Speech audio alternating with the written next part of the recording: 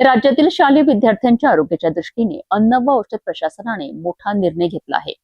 FDA आयुक्त तुकाराम मुंढे यांनी शाळांमधील कॅन्टीन, मध्यान्ह भोजन आणि परिसरातील जंक फूड विक्रीवर कठोर नियम लागू करण्याची घोषणा केली आहे.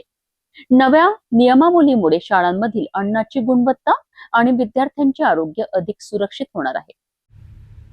राज्यातील शाळांमध्ये विद्यार्थ्यांना सुरक्षित, पौष्टिक आणि दर्जेदार अन्न मिळावे याकरिता एफडीए आयुक्त तुकाराम मुंढे यांनी राज्यातील नवी अन्न सुरक्षा मोहीम सुरू केली आहे.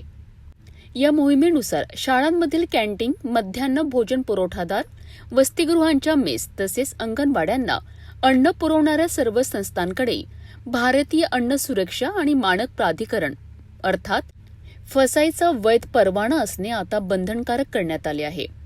विनापरवाना अन्न पुरवणाऱ्या संस्था किंवा पुरवठादारांवर थेट कायदेशीर कारवाई केली जाणार असून नियमांचे उल्लंघन करणाऱ्यांविरोधात कठोर पावले उचलली जाणार आहेत.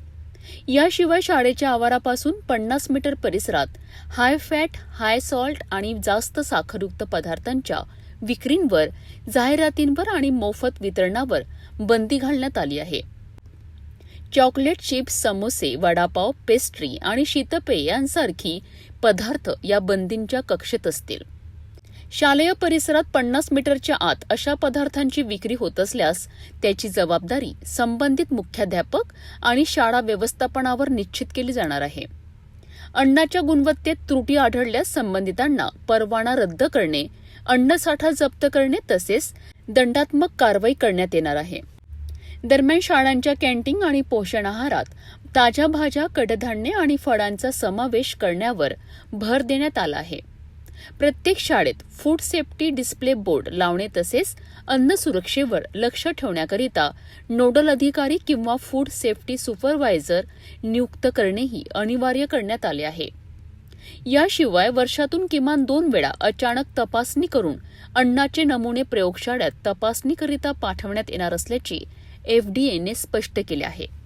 विद्यार्थ्यांचे आरोग्य सुरक्षित ठेवण्याकरिता लागू करण्यात आलेली ही नियमावली राज्यातील शाळांकरिता महत्वाची ठरणार आहे. आता या नियमांची अंमलबजावणी किती प्रभावीपणे होते आणि शाळा तसेच अन्न पुरवठादार त्याचे कितपत पालन करतात याकडे सर्वांचे लक्ष लागले आहे.